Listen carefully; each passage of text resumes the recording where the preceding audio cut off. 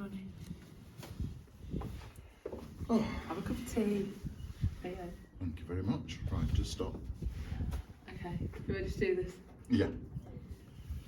Hi guys. Hello we're again. back. Yeah, we're back. So we'll continue with the story. As we said in the last one, we chose XR&D for various reasons, and it's everybody's choice who they choose. But we chose XR&D, who we think are excellent anyway. Yeah, they're really good. And then we got a call in late February. Yeah.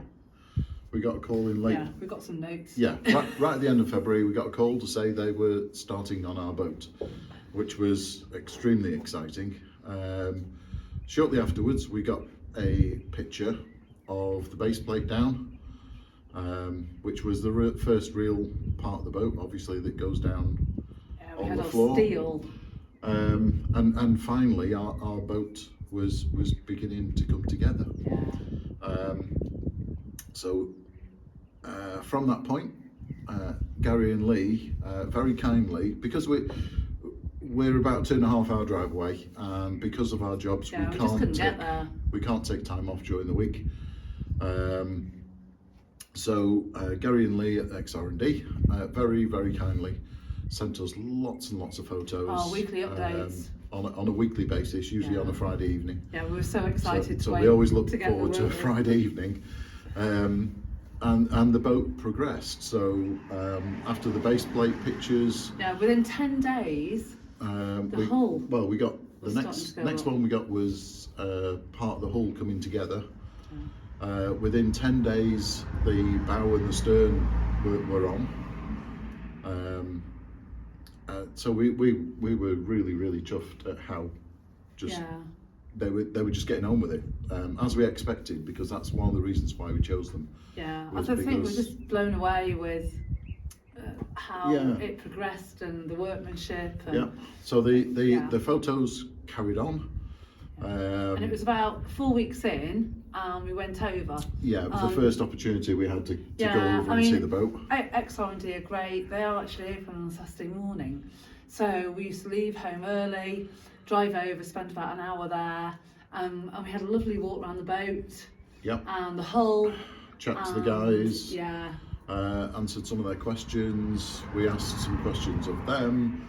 The whole exchange was really pleasant. Yeah, you just sort of worked in partnership, didn't you? Yeah. It was great. Literally, to keep them sweet, we took them cakes and things. We did. Whenever we went over, we always took them some cake, which they seemed to appreciate. So the build progressed. I think the next time that we saw it was the hull sides were pretty much completely done. And yeah, I mean that was really exciting, because from that point there, you could really see the quality of the build and the attention to detail that had gone into it. Yeah, and I mean, which again proved to us that Gary and the team got, were just so enthusiastic, and so it's the attention to detail.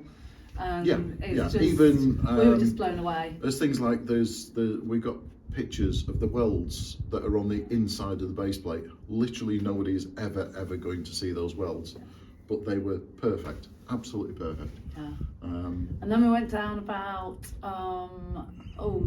3 or 4 weeks later again. We got another video of that. Yep. And they started to put the top on. Yeah, the sides. We'd also asked. Gary spoke to us about, I don't know what you call it, like the false planking effect. Yes, yeah. So on the bow and the stern. On the bow and the stern, the deck. The steelwork is kind of engraved with like a false planking effect. It's a hark back to when the boats were made of wood, and those were always planks, much like any other wooden boat.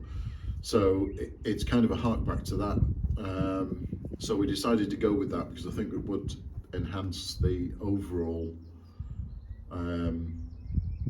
It's just a traditional look we were after. Yeah, the overall traditional look from the outside that we were looking for. Along with we've had rivets anyway. We were always going to have rivets. Yeah, bow and stern rivets. But to give you an idea of the sort of detail that Gary and Lee went to, we'd said because we're not having gas on the boat, but we still wanted a gas locker, but that was primarily to store our small generator and also some fuel for the generator. Now obviously we don't want that anywhere near being able to get into the cabin. So I thought if we put it out the front, it's got separate drains that don't come into the boat, much as you would do with gas. And Gary and Lee basically phoned me up one day and said, oh, what model of generator have you got? So I told them what model it was. They then made a cage, which was exactly the same size as our generator, out of thin steel wire. And they made sure that it would go through the opening, and they adjusted the opening to make sure it was all correct. Yeah. And that's kind of an idea of the levels that they went to kind of get it right. Yeah. Which we're very pleased with. So yeah, so the Sorry. Yeah, go on. Yeah, so we went on. Yeah, we went back on April and then May. And the steel work was finished by sort of the third week in May, which was lovely to see a full boat in just the steel. Yes, yeah, we got some pictures of that, and it's absolutely stunning. It's a real shame actually that you have to paint a boat, because in the steel, you can see the quality in the steel. It's not, they haven't put loads of filler all over it and then painted it, which I know some boat builders do just to tidy it up, but no, this is as it is. They only put primer on it just to stop it from rusting, obviously, but everything as it is, so we can see all of the welds, we can see everything, and it's absolutely fine as it is, isn't it? We don't feel any need to do anything else. Yeah. So. And then we'd arranged a date. Yeah, we finally got a date. Yeah. So we arranged first of all with the boatyard here. Just to make sure that, because when it arrives on the low loader, the boatyard won't allow any other cranes in their yard. They have their own crane, so we had to make sure that that crane was available. The crane, Hutchinson's transportation, they Hutchinson's were brilliant. transport, who were fantastic. Yeah, it all went so smoothly. Yeah. And obviously we had Crick Boat Show in between that we went to. Yeah, that week was all just a yeah, little bit it was mad, all. wasn't it? Yeah, it was a really busy week.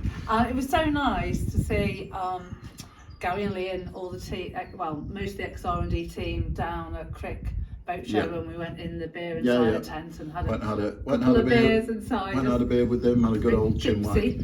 And it's just that there's funny things that happen every now and again. And one of the things was at Crick, not actually in the show, but just in the boatyard at Crick, in the marina there, we saw a boat and we really liked the colour scheme of it. And we've been kind of trying to decide the colour scheme for our boat for a little while. Yeah, I still don't really know. And we'd spoken to Gary and Lee about it a couple of times. Obviously, it's not their choice, it's ours. But anyway, we'd seen this boat, so I took a picture of it. Absolutely lovely boat. The colour scheme was fantastic, wasn't it? So I showed it to Gary, and he took one look at it and just laughed. I thought, oh, what's wrong with it? It turns out that Murray from XR&D, who pretty much built the whole back end of our boat, lovely Murray. He actually built the boat that we're taking a picture of when he was working for another boat builder, which was really strange. But I think that's kind of the level, is once you get into it, you can see the detail in boats, and you can see which boat builder has built which boat. To a degree, but as I say, we had no idea who had built this boat. We just liked the colour scheme. But it's funny the way things work out like that. It's just, that's the thing. When you get into boats, you get into boats. So another job we wanted doing was we wanted it battening out and spray foaming. Yeah, because it's All right, I mean, I can do the battening. That's not really an issue, and we could have got someone in to come and spray foam it for us.